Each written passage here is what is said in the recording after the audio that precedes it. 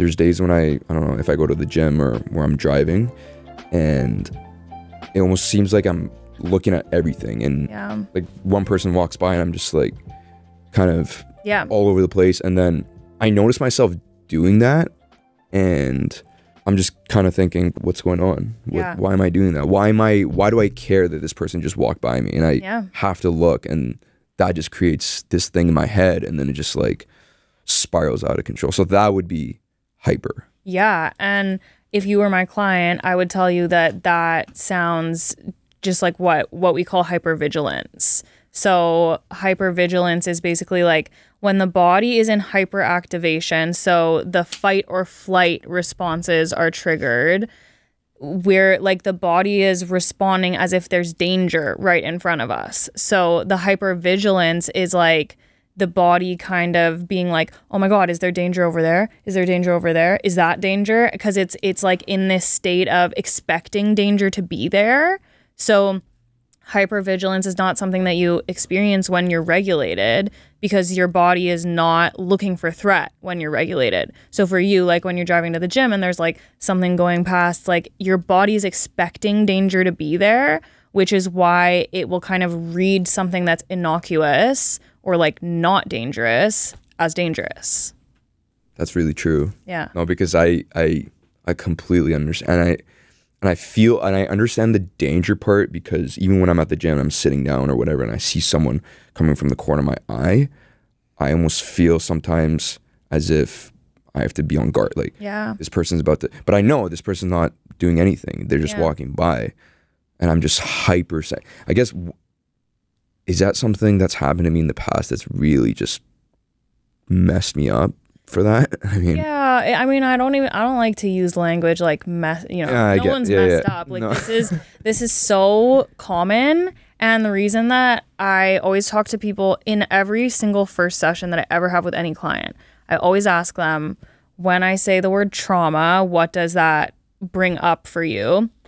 And it's really common for people to answer like, oh, trauma is something really intense. Most people haven't had trauma. That's like a really specific group of people where something really bad happened to them. And I'll always be like, okay, good. I'm glad that you answered like that, because I used to think that too. That's the very common misconception. But the reality is that trauma is literally just anything that overwhelms your nervous system. And then depending on your threshold or how sensitive you are, like for me, I'm really sensitive. I don't think that's a bad thing. I have always been sensitive. So that means I'll have a low threshold. Yeah. So for me, literally like my dad or my mom raising their voice at me when I was little, that's like not a horrible thing, but that would be enough to overwhelm my nervous system. So that would be like a little tiny example of what's called like a lowercase t trauma. So like a chronic lowercase t trauma as opposed to an acute uppercase T trauma, which is what most people think of when they think of trauma. Which is a huge thing. Yeah, that would be like a car accident, you know, like persistent like sexual abuse as a child. That's what people think of as trauma, but it's literally anything where your nervous system is like, oh my God, that was too much for me to ground and regulate. So Jesus Christ. Yeah, so like to answer your question, it's not that anything huge needed to happen to you. It's just that your nervous system, like many of ours has accumulated a lot of overwhelm, so that now it's kind of used to seeing the world through the lens of danger as opposed to the lens of safety. Right. Basically, I've had over 50,000 traumas then. Yeah. Yeah. Now I think about it. Yeah. You know what I mean? So like since, I mean, I guess as a kid, like just so many little different things, I guess. Mm-hmm. So what you're basically saying is trauma is inevitable. Yeah. And how you deal with it is, I guess, I mean, some people are more sensitive, some people aren't. Mm-hmm. So like me being hyperactive and like, you know, the example of being at the gym and, you know, looking around and stuff, I guess that's an accumulation of a million different things throughout my life. Yeah. Yeah. So how, I mean, I'm not trying to like, you know, put you on the spot and ask you like, but how would I get out of that? Like if it's happening in that moment and, you know, I tell my mind, because I kind of get I understand what's going on. I have a therapist I've been working with for like a few years. So awesome, I always talk about it, by the way. Yeah. He's giving me the tools to understand what's going on and what's happening. And even then, I'm still not able to get my mind, like I tell myself, okay, Mo, relax. Like it's nothing going on. But I just can't. It's my body. For me, it's very physiological. It's like in my chest and in my head. Yeah. And I just can't get out of it. So, I mean, is there ways, I mean, like breathing? Yeah, of course. Yeah. That's the whole thing. That's what I mean by like down regulating people. So that's really good that you've observed that there's like a disconnect between your mind and your body, because that is you really noticing in yourself what I was saying, that this is like not a thing that's happening in your brain necessarily. Like usually what happens in your brain comes after what happens in your body. So your nervous system goes into fight or flight, and then you feel all that stuff, like the constriction in your chest, like heart starts beating quicker, all that classic stuff. Then your brain will have a reaction of like, oh, is something bad happening? So that's really good that you even notice that. So I would say the way that you work with it is kind of like twofold. So one, yes, there are things you can do in the moment to help ground yourself. Breath is a really good example. It's a cliche, like super, everyone talks about breath. Sounds very basic. Everyone talks exactly. about it. It sounds very simple, but it's one of the best ways at signaling to the body that we're safe. We don't actually have to deploy all of these resources as if there's like a tiger right in front of us. We're okay. But then the second part of the answer to that is that the experience of the nervous system is one that is accumulated. So basically, like what we were talking about before is when you have had a lot of overwhelming things in your life, and again, they don't need to be super obvious. They can just be anything that's overwhelming to you. The accumulated experience in your nervous system is fear and like danger and all those things that we were talking about. So the other way that we have to work with it is that we have to change the accumulated experience in the nervous system to be one of safety. So you're not only working on this when you're in the moment of feeling really triggered and really activated, you also need to be working on grounding and helping your nervous system generally believe that the world is safe outside of those moments of activation. So does that make sense? Like, and then there are a lot of ways that we can do that, but it can't only be about when you're in the moment, because that's kind of like a band-aid to like trying to put a band-aid on. It always come back. Yeah. Thing. Yeah. In the moment, it could ease some things, but then, yeah, you're right. Because it's happened to me so many times. And I always tell myself it's going to come back at some point. Yeah. And yeah. But that's also not a good way to think about it, because you're thinking about it in the future. You don't know what's going to happen, right? Yeah. So I guess. And I think I talk also a lot with people about emotional regulation. And that also seems like a super simple concept, but you would be shocked at the number of adults that actually never were able to learn emotional regulation when they were little. So many adults are coming at the world from a place of like, emotions are overwhelming. I want to avoid them at all costs. I don't want to feel anything uncomfortable. And then that kind of makes those experiences that you have, it makes them even more scary. And it makes it even more like, oh, I hope that doesn't happen again. I hope I can find ways to avoid that happening. So part of what emotional regulation is building enough internal safety that you trust that you're okay no matter what. So even if you were to feel triggered like that again and panicked and all that stuff, like everything that you're mentioning, when you're really regulated, there's also just this deep trust that like, okay, even if that does happen, I'm still good. Mm-hmm. Like I'll be okay. I know I've got myself. I know I've like got my own back. So that's, I think, a shift that happens over time. Right. Yeah. You would think, I'm speaking personally for me because I deal with it.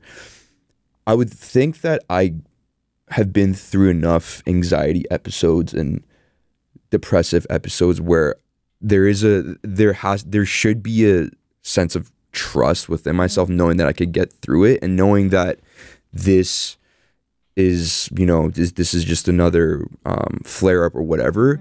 But every single time it's as if it's a new thing, and it's just the complete like, whoa, what the fuck is going on type thing. And I guess, you know, I do have my moments where I get back into it, and I trust myself that, and it does help a little bit where I tell myself I trust that everything's fine, that I can get, it's just, this too shall pass. But every single time it's just so visceral in every way. Yeah. And that's where it's the brain body disconnect.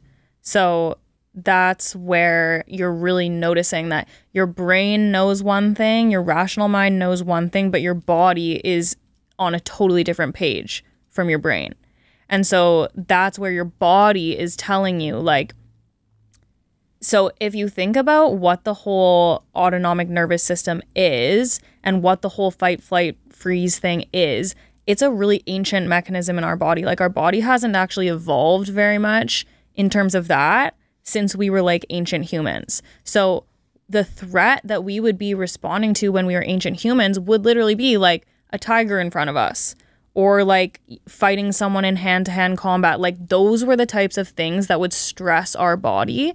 So that's very physical. Like, we need a lot of physical resources to like run away from an animal or fight an animal. So part of why it feels so intense in your body is because the stressors that you face now are not physical stressors most of the time. They're usually emotional. You know, sometimes they're financial, logistical, like relational, all of those things. But your body responds as if it was a tiger. As if it was like an ancient time, like combat, like gladiator type thing. Yeah, which is why it feels so intense in your body.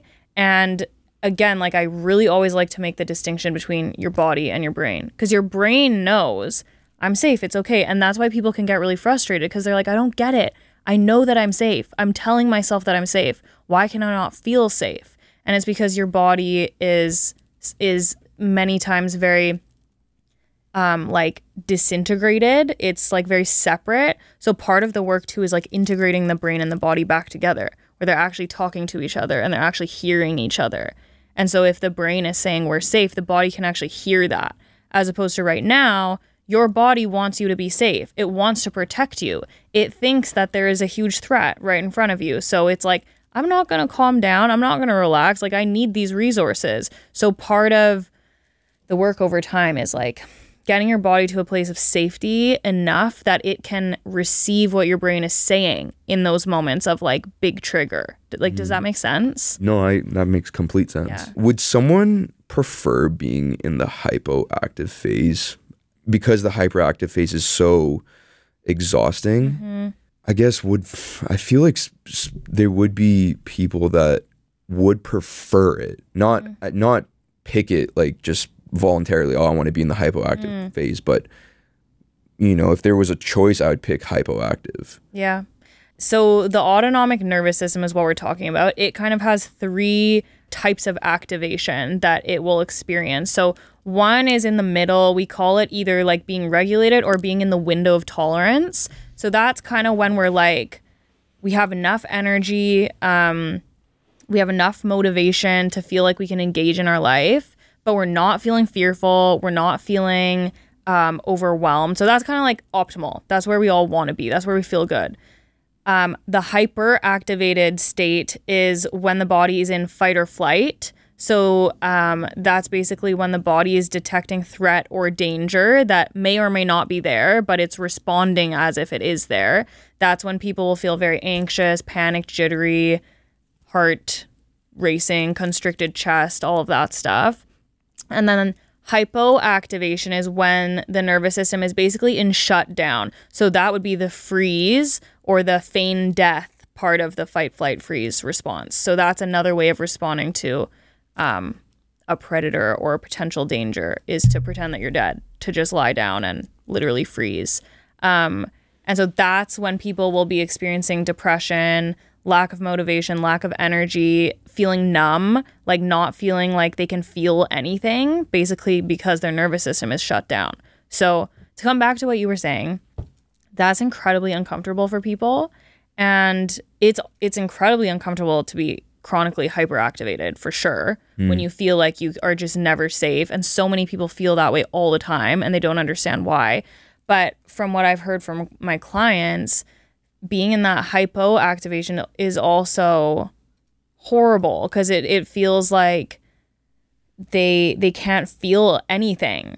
And that's exhausting kind of in another way. So are they in depression in that state? Are they experiencing depression? Yeah, most of the time that is what, you know, people presenting with depression, that's you. I mean, it will always be multifaceted. So we can't ever say it's only about the nervous system or it's only about brain chemistry or it's only about life circumstances. They usually all intermingle. But if someone is profoundly feeling that sense of like, I can't engage with my life, I don't have energy, I don't have motivation, I just want to sleep all the time, likely in addition to other things, their nervous system is in hypoactivation. Right. Yeah. But does that make sense where I would almost want to be in the hypoactive phase without the depression?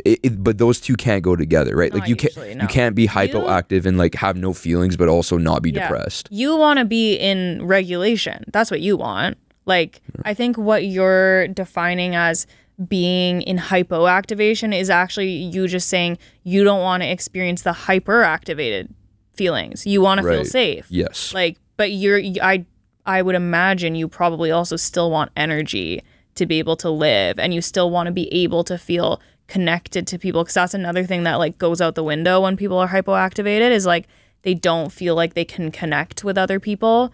There's a whole other reason for that, but I think what I'm hearing you say is that you would crave a break from that feeling. Yes, exactly. Hyperactivated. Right. And I've had a really bad experience before where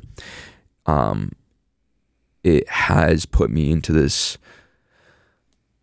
hypoactive place with a little bit of depression, but surprisingly, because the incident, that the experience that I went through caused so much pain, there was a lot of anger with it.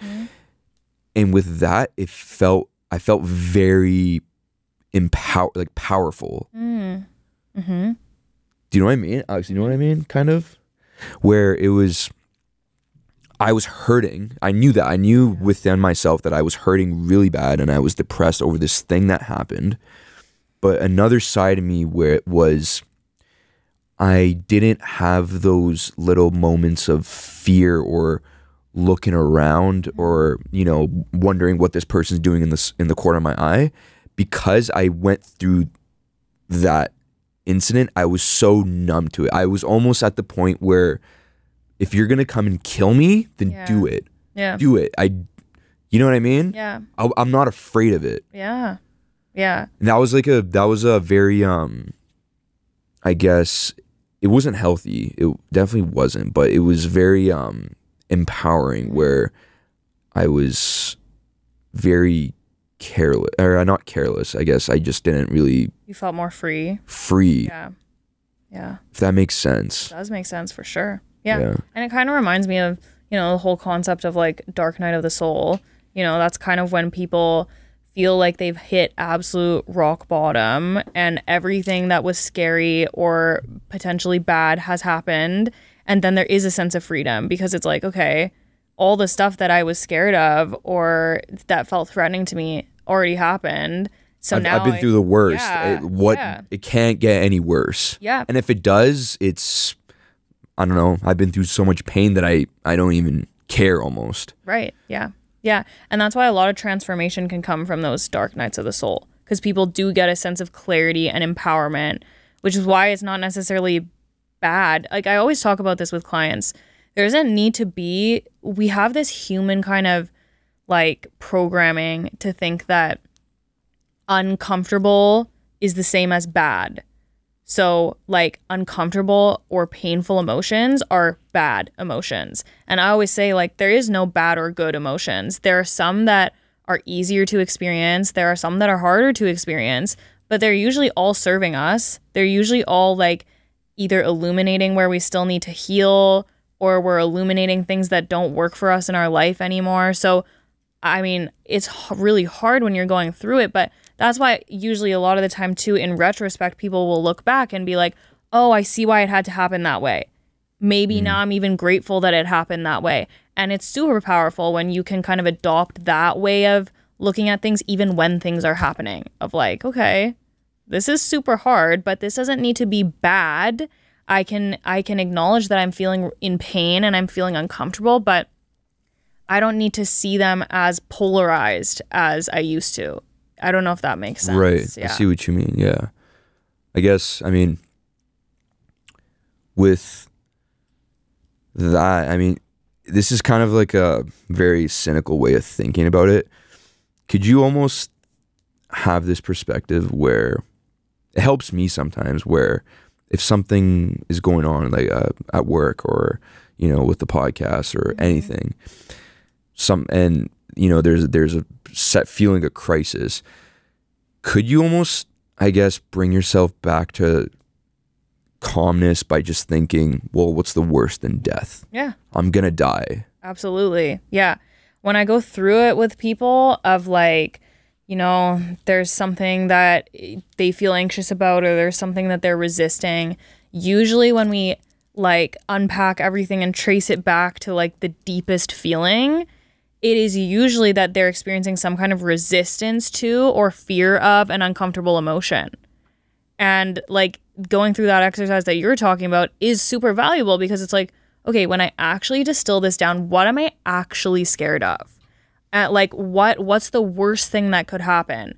Sure, the animal instinctive part of me would say the worst thing that could happen is I would die. That's what my mammal brain would say. But the emotional part of me, the human part of me would say, ultimately, like the worst thing that would happen is I have to go through something that's painful or uncomfortable. So that's why I'm trying to resist it. That's why I don't want to go through it. And that's why teaching people emotional regulation, teaching them how to regulate their nervous system, it's like things don't need to have so much power because it's like, even if something really painful or uncomfortable happens, okay, I'm going to be okay because I will be able to regulate myself through it. Yeah, it might be uncomfortable. It might be painful. But again, that's why I think it's really valuable to shift your relationship to like, how do I feel about uncomfortable emotions? I guess as you were saying that, I thought about it as if you have this unrealistic expectation of things. There's like an expectation that everything's going to go well. Right.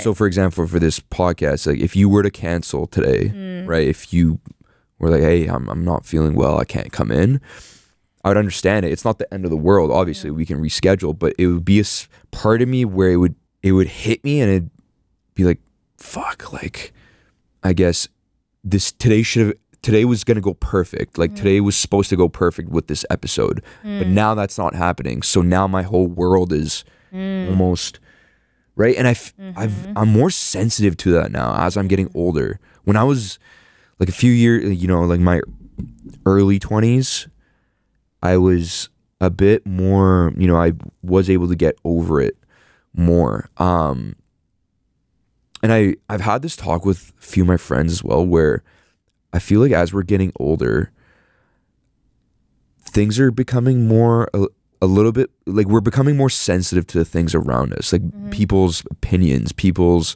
beliefs, whether they agree or not. But I always felt like it should be reverse. As we get older, we care less. But yeah, now it's, well, I don't know. I have thoughts on this. Many thoughts on this. Okay, so this is like a major crux point for me in when I work with people, which is where does safety and fulfillment come from?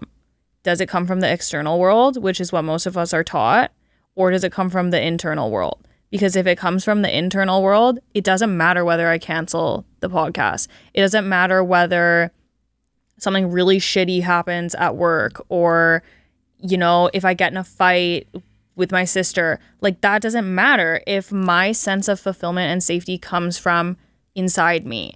But the reality is that most of us are programmed into, we externalize our ability to be happy. So it's all about like, what's my job like? What kind of relationship am I in? What kind of status do I hold? How much money do I have? All of those things are external. And that creates a very shaky world because we don't have control over our external world. Like, that's the bottom line. No. And so if we are attaching all of our ability to be happy and content and okay to the external world, we're going to be buffeted around all the time and we're going to feel like we're on a roller coaster. If you know the answer to this, what do you think makes people externalize? What gets, if let's say they were an internal person and throughout time they become external, what causes that? Or they were just external the whole time? Well, I think it's again, like, you can't disentangle society from the individual. So it's in large part societal programming. Like, we totally have a culture that teaches people the way that you derive happiness is from what you achieve in the outside world. That's like capitalism. That's our entire structure of everything.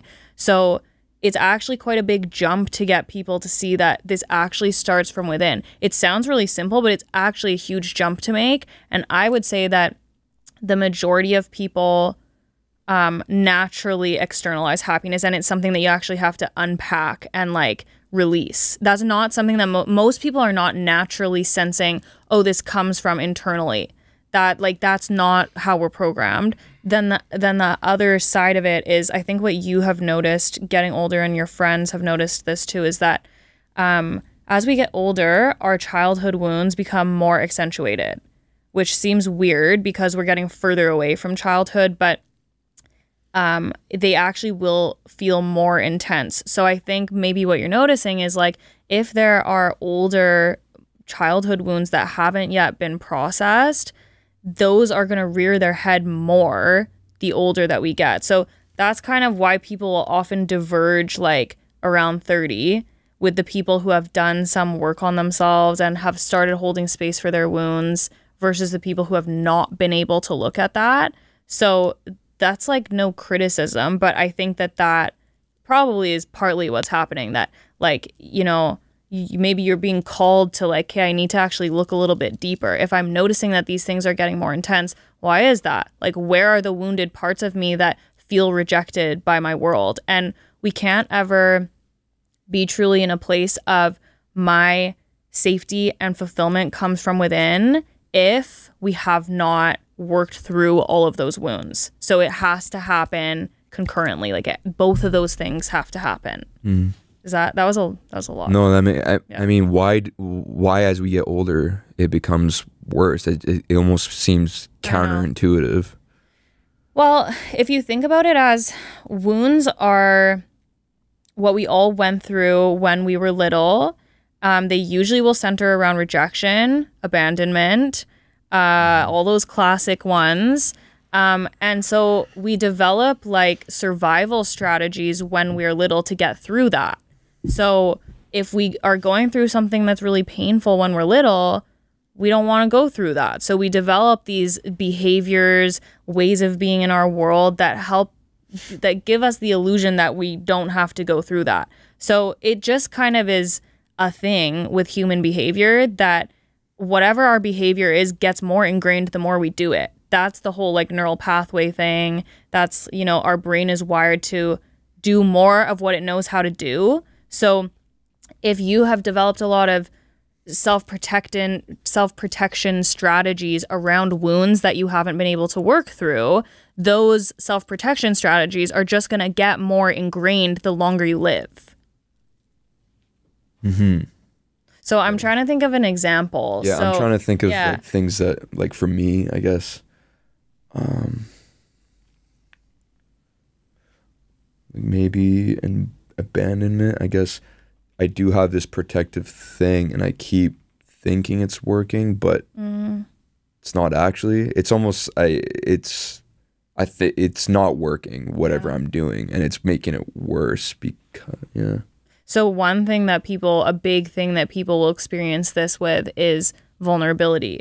And like, not feeling safe in vulnerability. That is just a classic self-protective strategy, is to say, like, I don't want to let too many people in. I don't want to let people know what's actually going on in my heart or in my internal world, because I'm scared that what if they reject me for that? What if I overwhelm them? What if I'm too much? What if they judge me for how I'm feeling?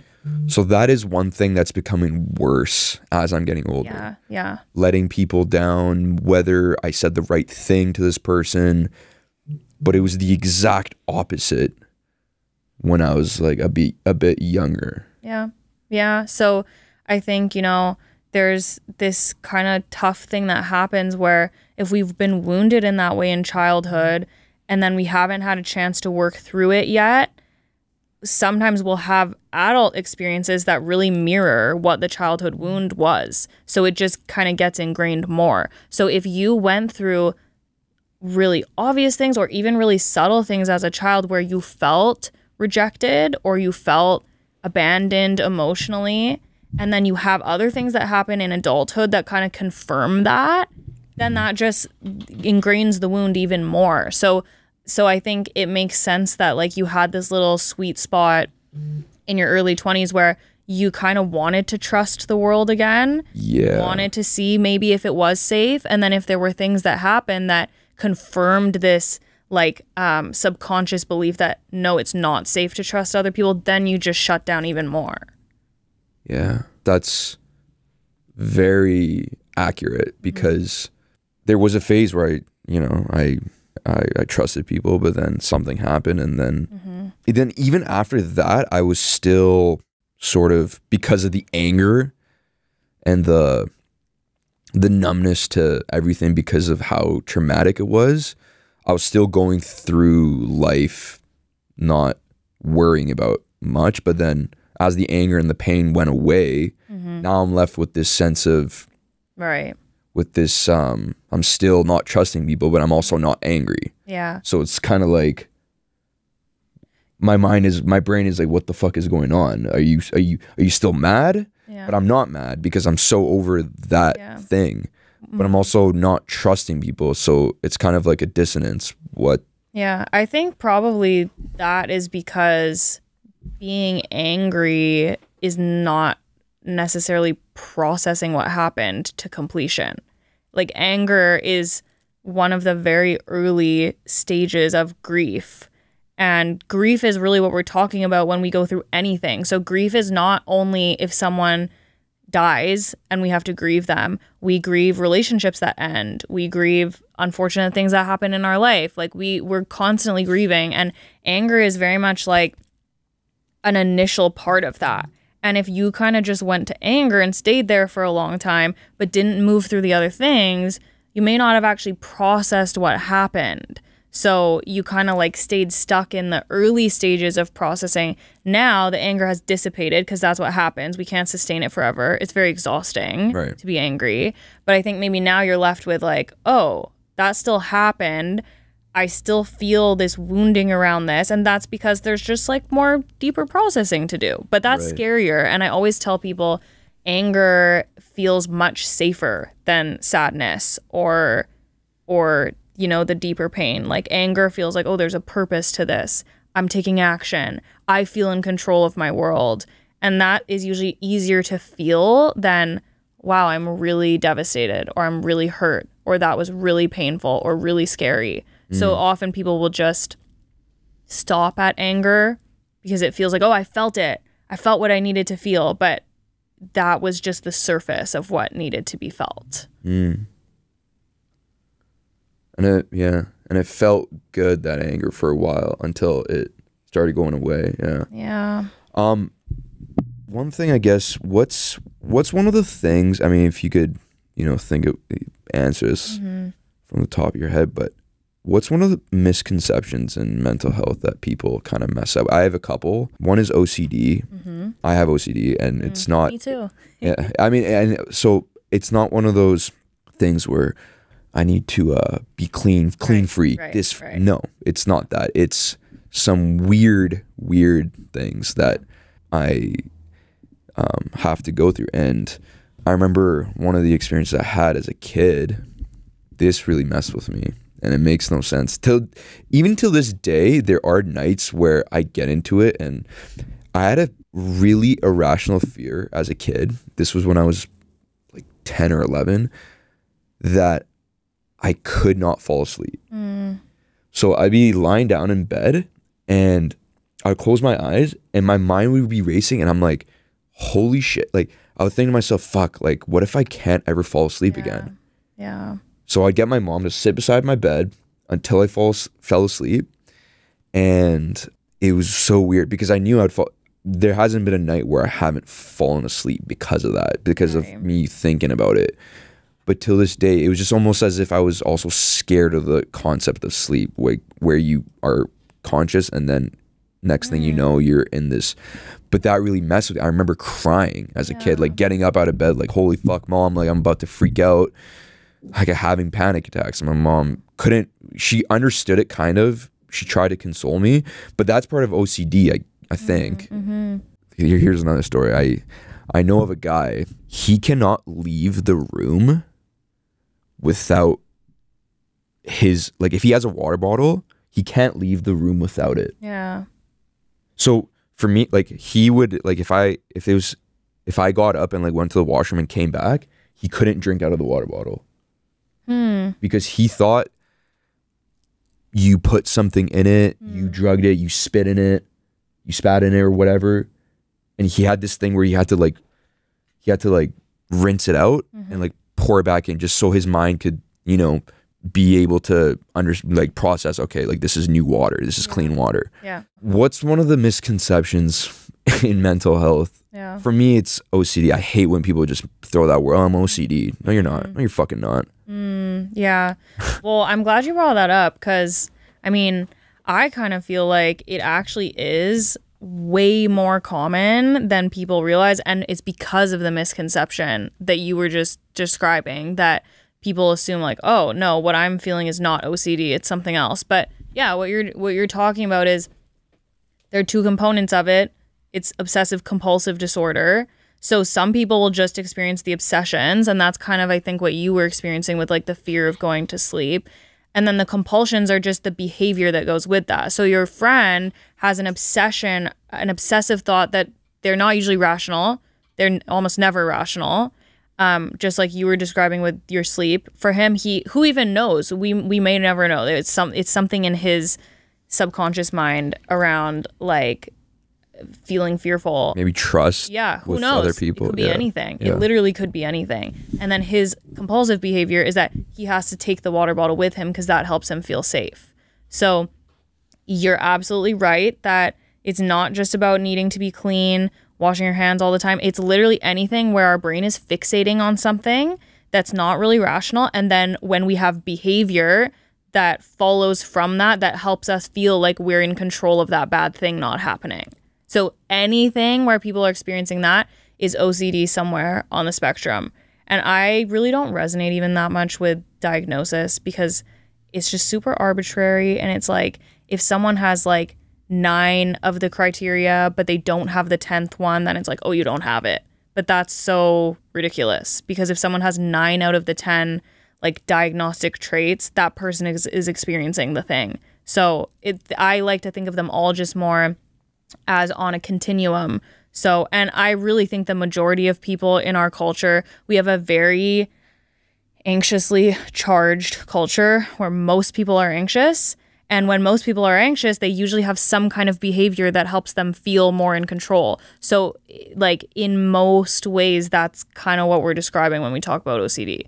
So you have been like, oh, like people say, oh, I'm OCD. And you feel like probably protective of that because you know how intense it can feel. Yeah, like trust me, you don't know OCD. Yeah, but I would say probably a lot of people are experiencing it on a spectrum. And I think it's actually empowering for people to know that, yeah, that could be going on in your brain, because OCD, uniquely to many other disorders, is actually relatively simple to work with. And you can have a lot of success just from super basic little strategies. So I actually like to encourage people to start thinking of, maybe this actually is OCD that's going on in your brain. And then we'll just do this little strategy, which is delaying. Like, we can talk about that, but it's really it doesn't feel easy to do in the moment, but it's very simple, and people can experience a lot of freedom, like from what's going on in their own mind. So I totally hear you that whenever we've gone through something that feels really painful or intense, we can feel a bit protective of like,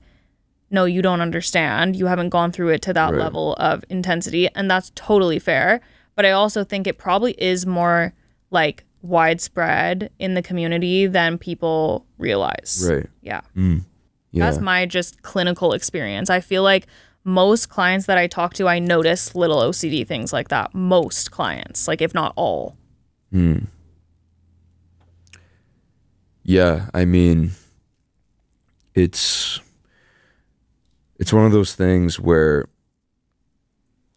the things that, for me, it's because it's the things that people are OCD about, and me myself, it's so irrational that I have to, because before I used to think what's wrong with me? Why am I, freaking out about falling asleep? But,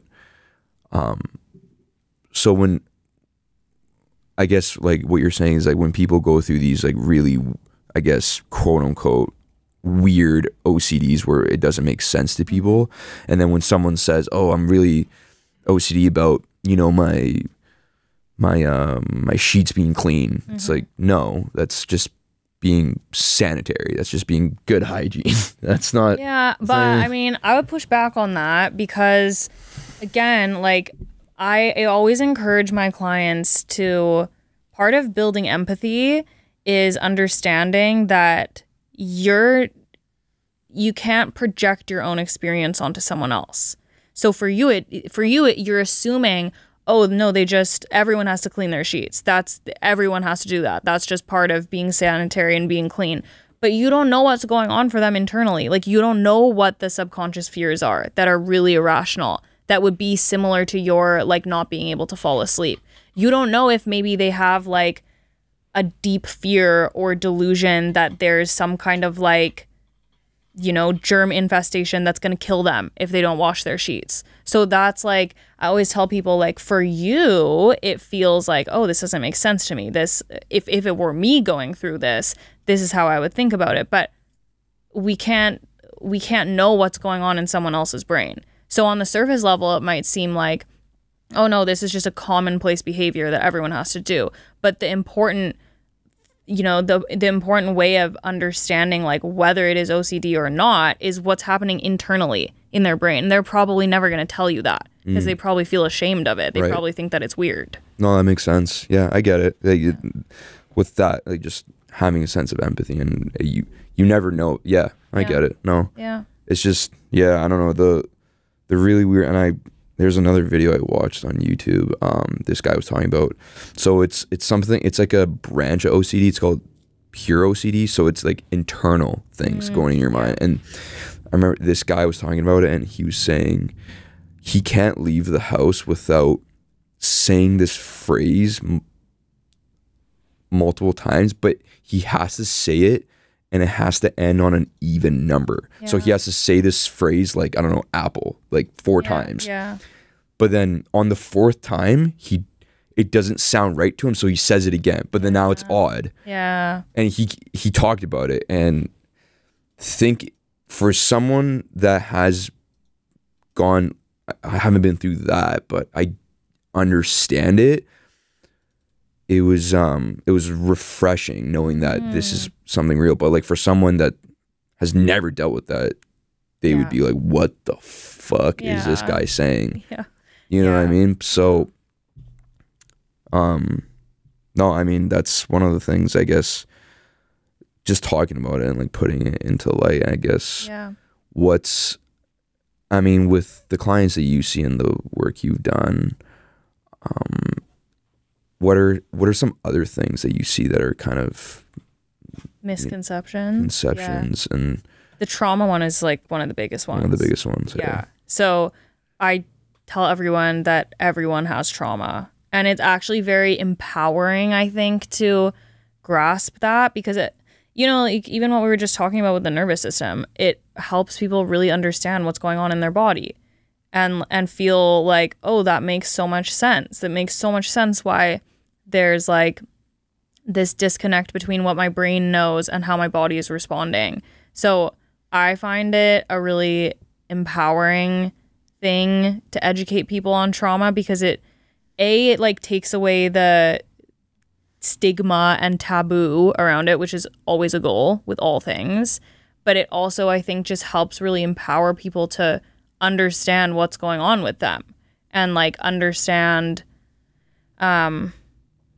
why they feel ways in their body that don't make sense based on what their brain is thinking or telling them. So I would say that's a huge one. Like people assuming that it's the classic phrase of, oh no, what I went through wasn't enough for trauma. People will really like self-gaslight and diminish themselves and say, oh no, that, you know, I don't deserve to claim that label, or like I don't deserve to say that I've had trauma.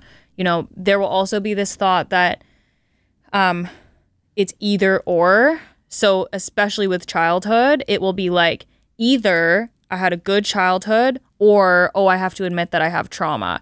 And I always tell people, no, it can both can be true at the same time. You could have had wonderful parents who were warm and loving and caring, and in many ways your childhood was really ideal, and some things happened that were traumatizing, and those things are not. I mean, it's never going to be perfect. So yeah.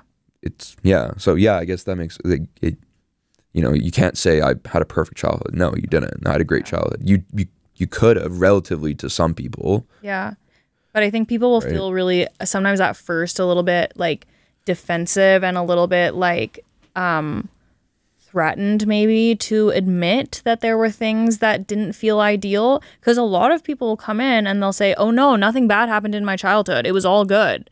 And I'll always just kind of gently push back and say like, yeah, oh, I see what you mean. It's almost like they're not giving themselves the credit of, you know, you did go through trauma. Right. Because they're probably comparing to someone else that went through something really worse. Yeah. So they're like, oh no, compared to that, I don't have trauma. Right. Oh shit, I just got it. Yeah. Oh right. Yeah. Damn. Yeah. And also like, you know, a sense of like most people love their parents, you know, like some people are estranged from their parents, and, you know, but that's, I would say, like a vast minority. Like most people to some extent are like, my parents did a good job, you know, or I see, you know, that they were really trying and they didn't mean to hurt me. And so it's also just about, I always tell people, like, we're not here to like vilify your parents or say that they were horrible. That's not what we're saying at all. We're just allowing you to have a complex emotional experience where it's like all of these things can be true at the same time. That I had wonderful parents that loved me and did their absolute best, and they maybe inadvertently hurt me at certain times. And you might not know it until like you would tell them, oh, this is actually not good. What happened to you? Right. Yeah. And probably a big shock to them. Like, oh fuck, that was trauma. I didn't know. Yeah, exactly. Right. Yeah. With ADD and ADHD, do you think there's a misconception around that? Maybe a little bit? Yeah, I think it's again, it's one of these things that I attribute a lot to nervous system function or dysfunction. Because a lot of ADHD symptoms really mirror chronic hyperactivation that we were talking about before. So like not feeling able to be present, like, you know, not being able to hold attention. A lot of that is what people also experience post-trauma.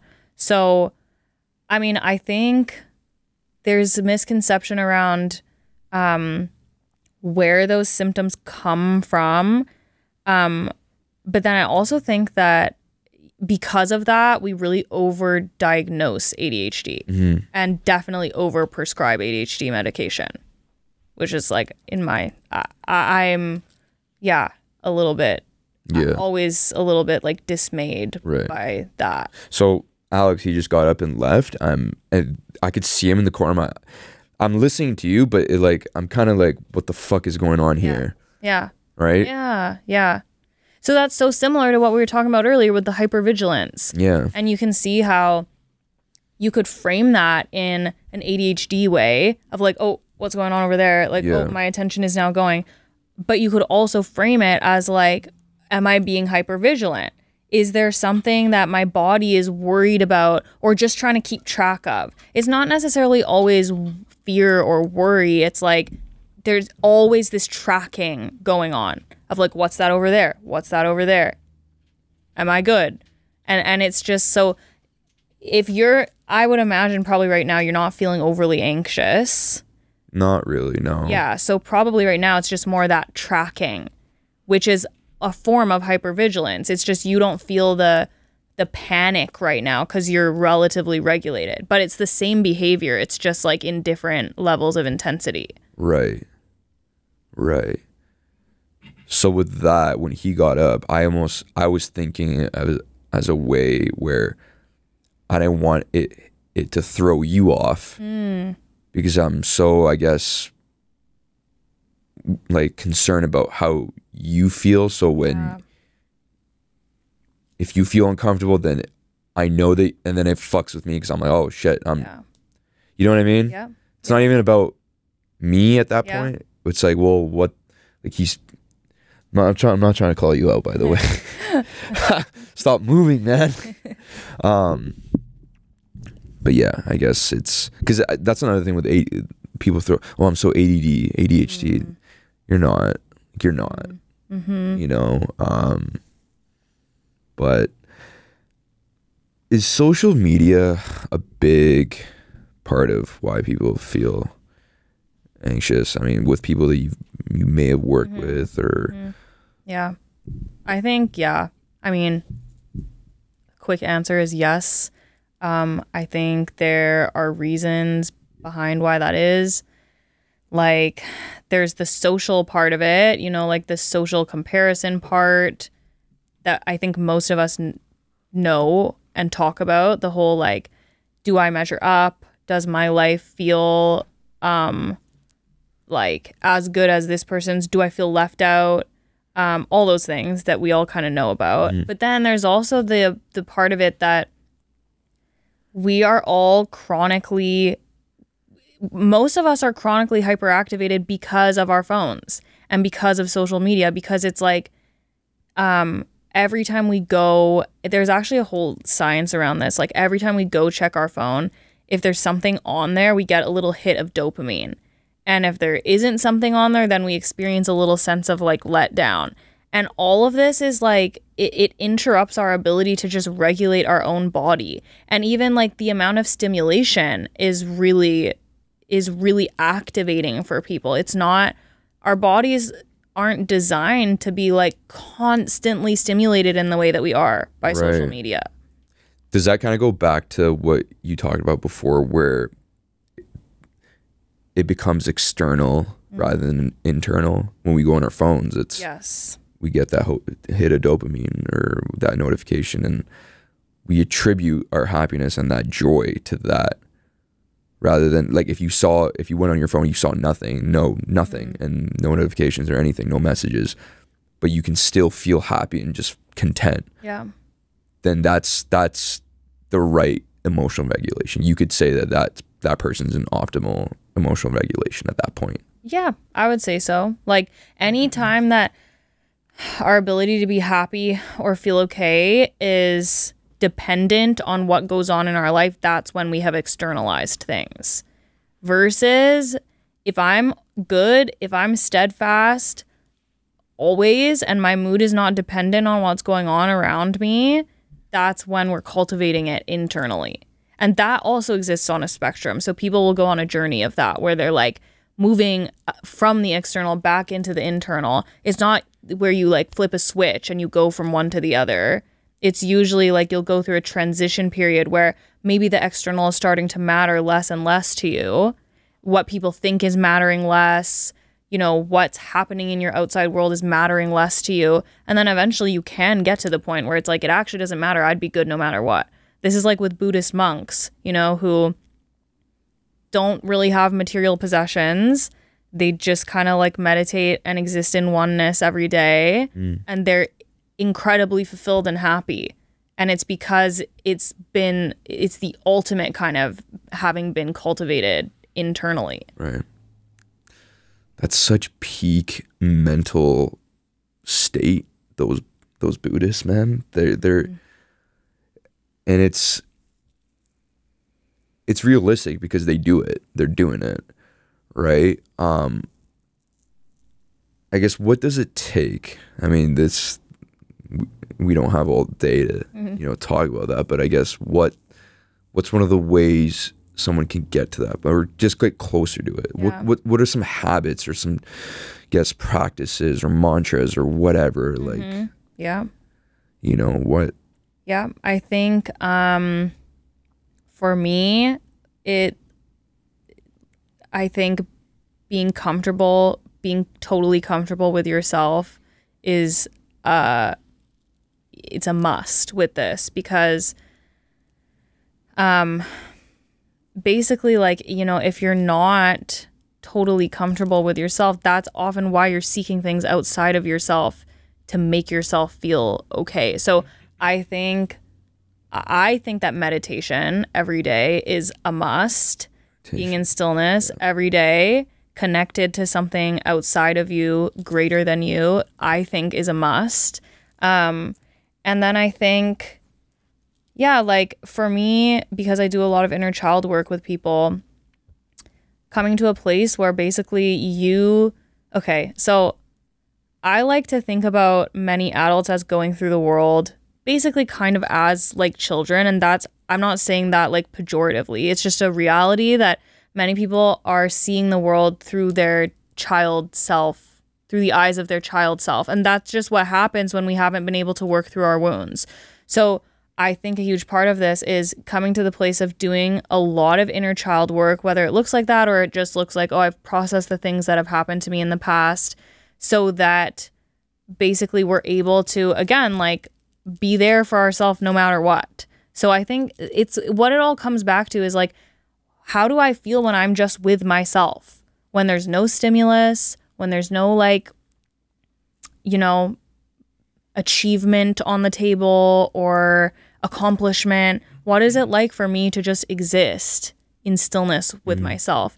And for many people, that will be very, very uncomfortable if they've never done any of this, like never been on this kind of journey. So I don't know, it's so multifaceted, but does the person almost have to forcefully just sit down and kind of force themselves at some point to be comfortable with themselves? Like, just sit there, and even though you're not comfortable with yourself, even though you feel like you're not being the best you can be because of something on social media or achieving something, just sit there and convince yourself somehow to be happy with yourself, and just say, could it be through self-talk? Right? Like, it's so hard to... Yeah, I hear what you're saying. I would say it's more around understanding, why do I feel rejected in certain circumstances? Why do I feel not enough?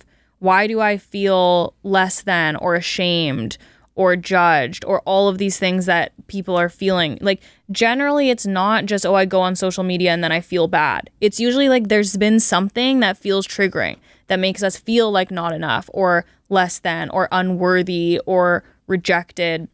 So then it's about understanding, why do I feel these things?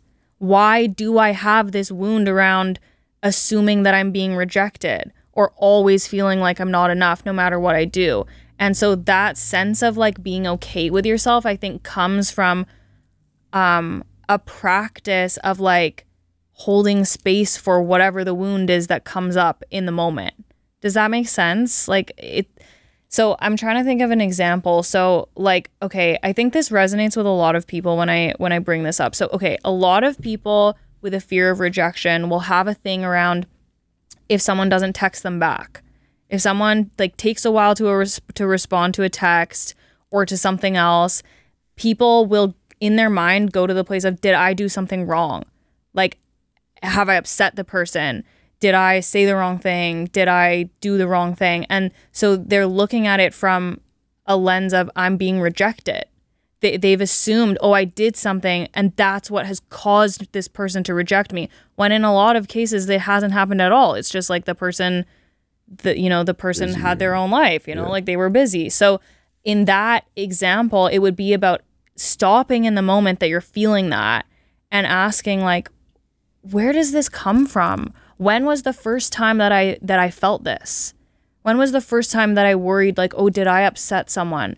Do I need to now go fix this? And most people, when they really think about it, it will be when they were really little, and it will usually be with a parent. So this sensation of like, oh my God, did I upset them? I need to fix it. I'm worried now that I did something wrong. And oh my God, like, are they still going to want to be connected to me? All of these things. Usually when you really trace it back, that will have first happened when we're really little. So when I do inner child work with people, it'll be about noticing that feeling that comes up in the now and being like, where does this come from when I was little? And the more that you do that, the more it's like, it does feel more accessible to just be with yourself no matter what, because you fully understand where all of these things come from in you, and you have an understanding of like, how do I get myself through that when that feeling comes up, as opposed to like, oh, I feel bad, I feel rejected now, okay, I need to go do something to make myself feel better, or I need to tell myself something. It's more about like, can I show up for myself no matter what, because I have an understanding of where all of these feelings come from in the first place. Would it not be sustainable to get to that point by, so your method, your route to that is going to the inner child and seeing where the rejection happened. Could you get the person to just think of it as, so what if I'm getting rejected? Like, so, well, like the like I said before, the worst thing that could happen, and it's going to happen to all of us, is death. So you're telling me this rejection, like you think I should be like, you're telling me this rejection should really affect me? No, like, I'm going to die. That's the worst. That's the most insane thing to think about. And you're telling me a little, like, could that be a way to get to the calmness, or is that not healthy or not sustainable, I guess? You know what I mean? I hear you. I totally hear you. I think it could be effective, but for me, it's just what's getting missed is like, you're missing an opportunity for healing. You're missing an opportunity to integrate a part of yourself that has broken off and is in so much pain. So like the way we think about it with inner child work is we're bringing all of these inner child parts back in so that they don't feel alone, they don't feel afraid, they feel safe with us. And so what you're talking about, yeah, it for sure could work, but you're still, like, I would argue from my clinical lens, that's not a true integration. That's not a true healing. That's a kind of like, I'm going to ignore that I feel this way. I'm going to tell myself, well, this is irrational to feel this way anyway. But the reality is there is a part of you that feels it. So you can either, tell the part of you that feels it, oh, this is irrational. In the inner child world of working with people, we would actually say that that's a little bit damaging, because when you say to yourself, this is irrational, I don't need to feel this, the inner child part hears that as another rejection. The inner child part hears that as, oh, I'm not allowed to feel this. I'm now being told that this is stupid for me to feel. This is irrational for me to feel. And then it's like another round of rejection for that inner child part. Right. So to me, like, people can try, but I do think that it falls short. And I would see it as like, you're staying at the surface level of potential healing, where you could go much deeper down and experience a much greater sense of healing, where maybe in the future that feeling wouldn't even come up. If you kind of just stay on the surface level and you're like, well, this is irrational, I don't need to feel this, the worst thing that could happen is death, you're never going to descend into the true healing, which means that feeling will keep coming up. And every time you'll keep being like, okay, whatever, this is irrational. Whereas when you actually like descend into the truth and go to the root of like, why is this feeling here? Let me actually hold space for and heal this feeling. In the future, then it might not even need to come up anymore, because it's been healed. It's been addressed. Right.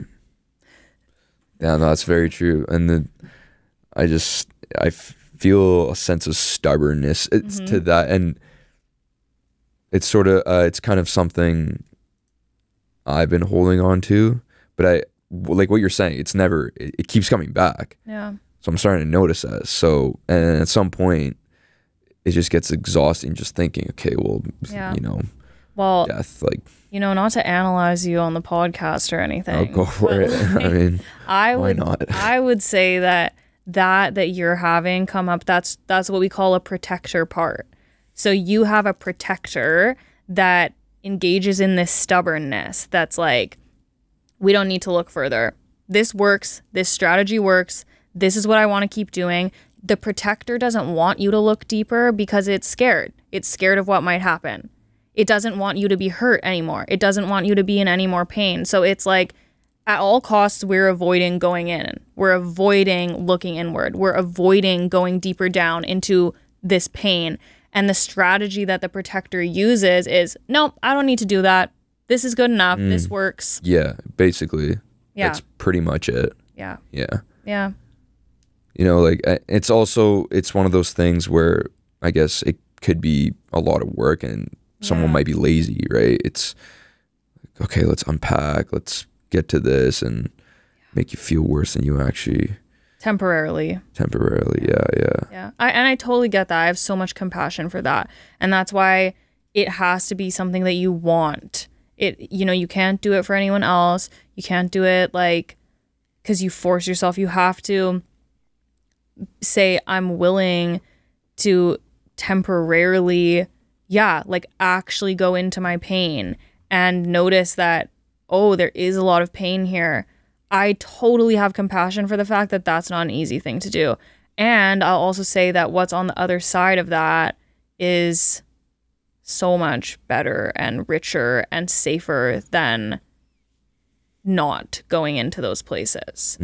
So it's not a forever thing that like, if I look at what's deep down in here, I'm going to stay there. I think that's the fear that a lot of people have. That's not what happens. Bring it back to the surface and for it to just take over again. Yeah, that's exactly the fear. That's exactly it. Yep. And that's so valid. Like that makes so much sense, but that is temporary. That's not something that just stays forever. Right. Damn. There's just so many things. It's good to talk about. I mean, it's I've dealt with it. It's I still deal with it. And like, what I guess, do you find that working in this field, there obviously still is a stigma, but do you think it's sort of easing up now where people are talking about it more and more people are comfortable talking, especially men? Yeah. Well, I was going to say, I'm like, honestly, from my heart, really grateful for you guys and other people like you, other men like you who are having these conversations. Cause like it is, you know, it's a big deal to like shift the paradigm and like actually say that you're going to talk about it. So I actually feel genuinely grateful from my heart for it. And I would say that, yes, I do think in general it's getting better, but I think there's still a big split. Like, I think there definitely still are people who are scared, basically. Like, that's what it's about. It's about, like, feeling fearful of what might happen if they go on a journey of looking at what's inside. And that, again, is so valid, but I think that's what fuels, like, stigma and taboo is honestly, like, fear.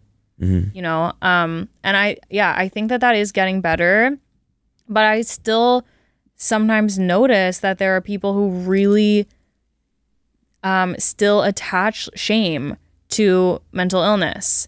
And I feel so sad, you know, for that, because there doesn't need to be any shame. And as you're talking about with all these great examples that you've brought up today, it's something that we all struggle with in one way or another. And that's just what makes me feel really sad for people, that they still feel that there needs to be shame, or that like there's shame around getting help for it. Another thing I always like to, an analogy that I like to use with people is like, you can think of therapy as maintenance as much as something that you do when you're struggling.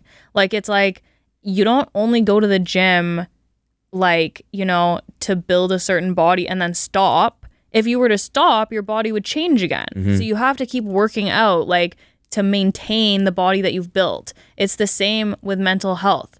So I go to therapy still. I've been going to therapy since I was like 15, and I've gone to the same therapist, so like almost 15 years. I don't really have things to really work through anymore. Like I'm not diving into things anymore. But it's like fine-tuning things a little bit at this point. Yeah, yeah. And maintaining. Right, yeah. No, I get it. Yeah, like one of my best friends, he got insurance from his work or something, and one of them is he can go to therapy. Yeah. He's like, and he has nothing. He doesn't have any issue. Like he doesn't have any problem he's going through. He would tell me, and he's like, I told him, dude, do it. He was asking me, should I do it? I'm like, oh yeah, go do it. Yeah. Go get therapy. Even if there isn't any like, just thing happening right now, just go. Yeah. Just talk. See what comes up. Maybe. Totally. Yeah. Right. So you would encourage that, even if there isn't really like there is no crisis or trauma happening in that moment. Just go and dig some things up, I guess. 100%. And then another thing that I always tell people at the beginning is, apart from what you dive into in therapy and what you uncover, the other extremely impactful part of it, and you can probably attest to this because you have a therapist, is the relationship. Like the relationship itself is extremely healing for people. And that is because of the bond. But it's also, again, like to talk about the nervous system one more time, there's co-regulation that happens. So if your therapist should be quite regulated in their nervous system. That's something that they should be able to do. I hope so. Fuck. Yeah. Just completely loses it on me. Yeah, exactly. Yeah. So there's a level of going and seeing your therapist that's not even about anything that you talk about. It's that you get this co-regulation experience of like, oh, I'm like really safe right now. I feel really nourished. Yes, I feel really taken care of. So that's going to happen no matter what you talk about. You could go and talk about literally like, oh, I went on this trip on the weekend. I'm going to tell you all about it. But like being in the therapy space is really unique. It's not something that you experience in the same way with other relationships. 100% agree. 100%. Mm-hmm. Yeah, knowing that my therapist is still there, it's almost a protective factor for me too, because I know I've thought about it before. I thought, fuck, if my therapist like retired or God forbid just died, holy shit, I would freak out. Yeah, you know what I mean? Yeah, they're a safe presence that is really different from any other relationship, and it's so healing just like spending time in that relationship. It doesn't even matter what you talk about. So I like saying it that way to people too, because it takes the pressure off too if they're coming for the first time and they don't really know how to talk about things yet, or they don't know what they should be bringing up. I always tell people, you're deriving a lot of benefit just from being here and being in my presence. Not that I'm like better than any other therapist, but I am really regulated. I am really safe. I'm very integrated in myself. Like I've done so much of my own healing that I know that being around me feels safe and feels comforting. And your energy basically rubs off on to the... Yeah, exactly. It's like a... Yeah. No, I sense that, yeah. It's like a soothing presence when I'm there. As soon as I walk in, I know I'm safe. Exactly, yeah. Wow. Man, this has been good. I've gone into it like when you were talking about some things, I was almost unpacking things in my head. Like, holy fuck, that's true. I do go through that. Yeah. Right, Alex? Does that ever happen? Yeah. All the time. It does. Actually, one of the things I wanted to talk to you about, Ally, is wanted to get your thoughts on, and I know there's research being done on this, but the effects of attention span and our phones constantly vying for our attention, pulling us back in. Yeah. I think notifications are one of the most damaging things to our health. And it's made a huge difference in my life to just limit the time I spend on social media and just flat out turn off. Like I do not allow most apps to notify me. Because I want it to be on my terms. I'm going to go check Instagram. I'm going to check Facebook, Twitter on my own terms. And I really feel that is not something that people are actively thinking about or aware of, that it's the constant pulling back in, like the FOMO, fear of missing out, is a serious problem. I'm completely opposite of you, by the way. What you said about you decide when to go on, this fucking thing completely controls me.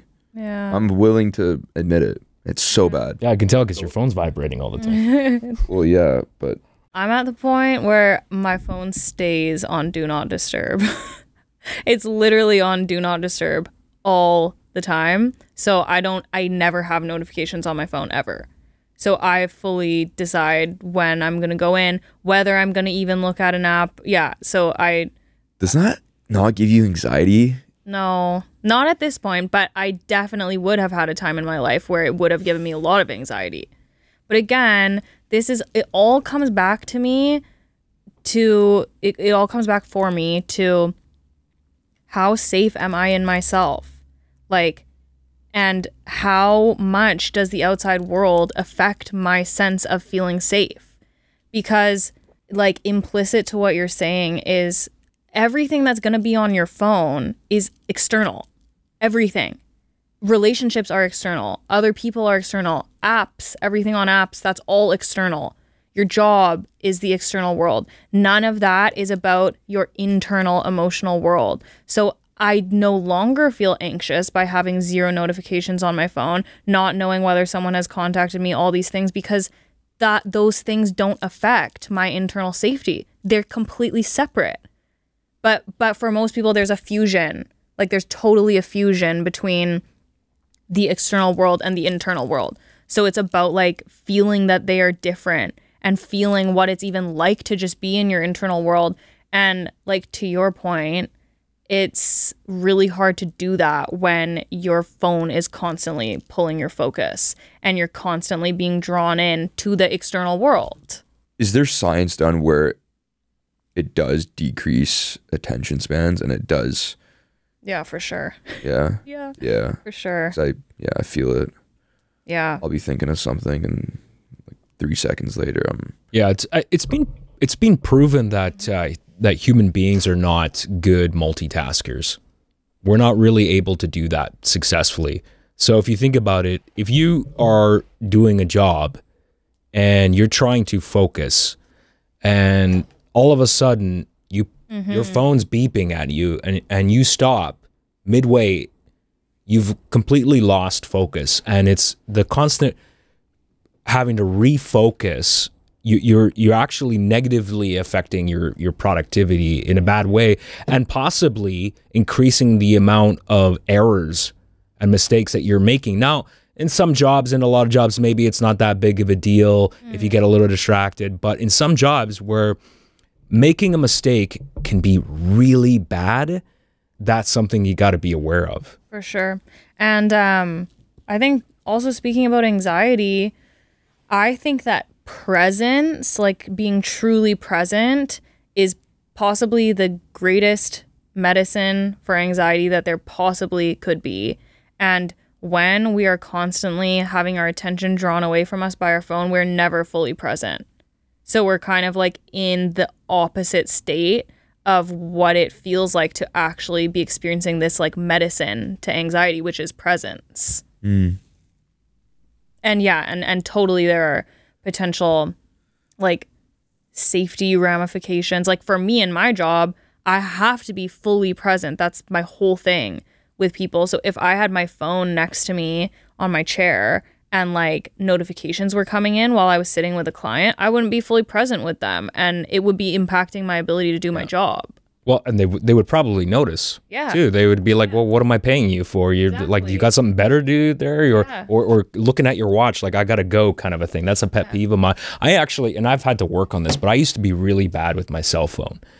And it took years of just trying to leave it in my pocket, put it on silent mode when I'm having a conversation, because people would call me out on it.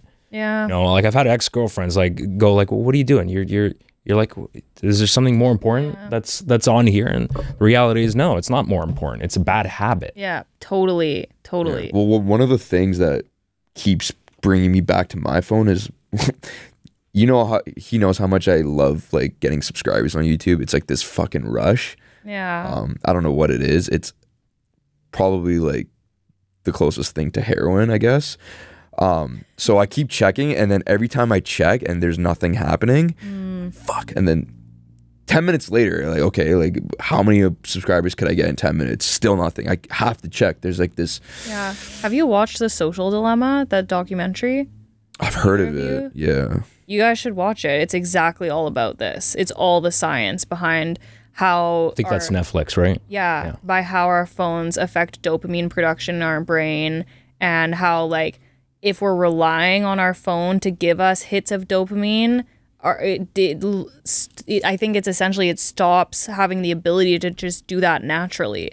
So it's like you do become reliant on like what's happening. Do I have an Instagram notification? Do I have a Snapchat notification? Do I have more subscribers on YouTube? And like if dopamine starts being reliant on those things happening, then yeah, like you're in a really tricky spot, because then you're not naturally producing it in the same way, and you need those things to experience that dopamine.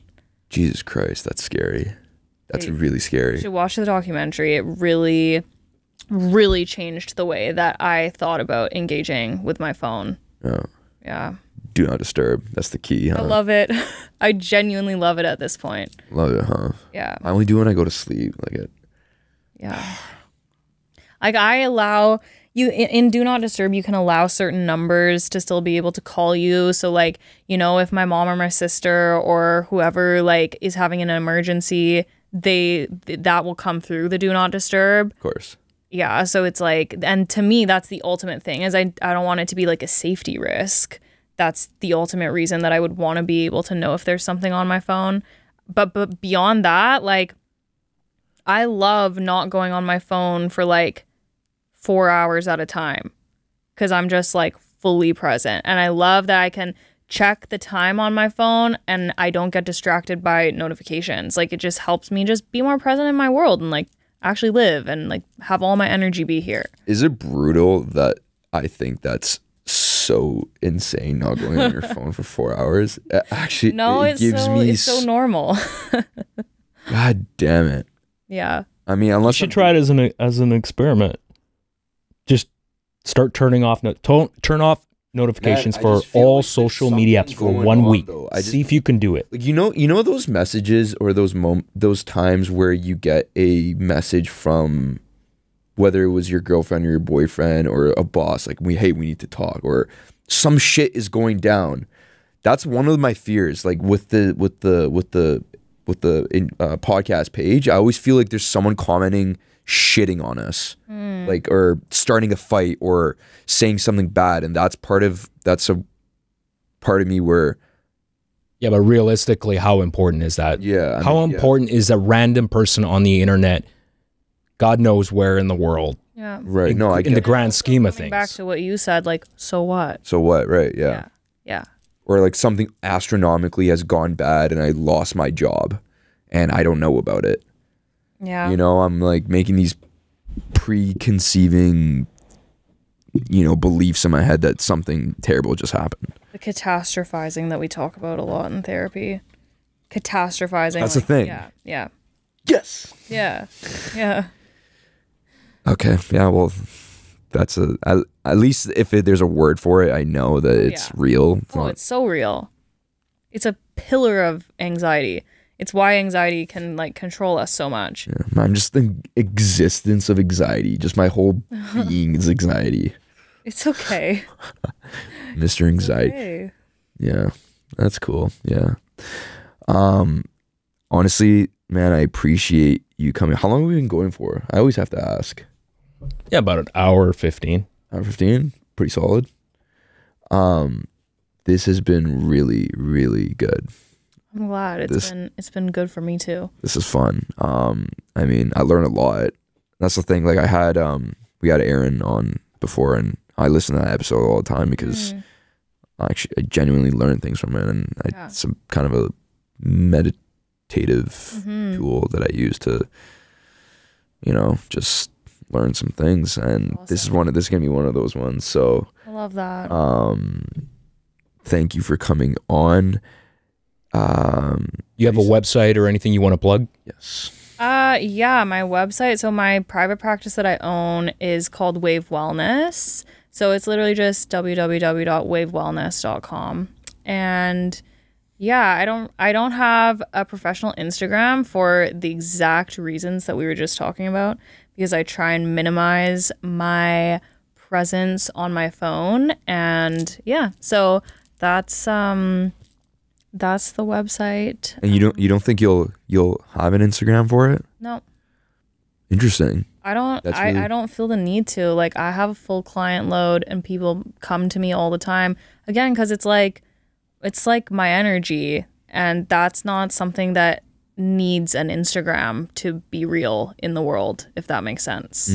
It's almost ironic to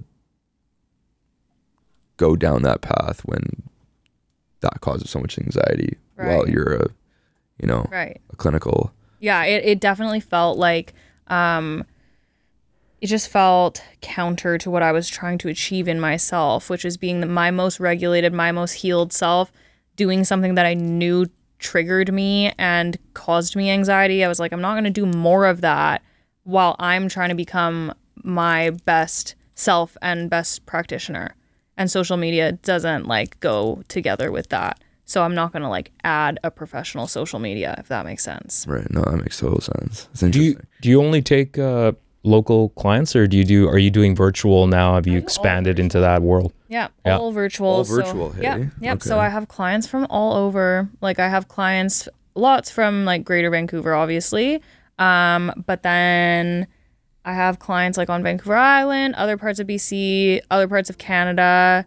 There's like a little thing around the ethics of if people are international, but yeah, it's all virtual. So you don't need to necessarily live close to me.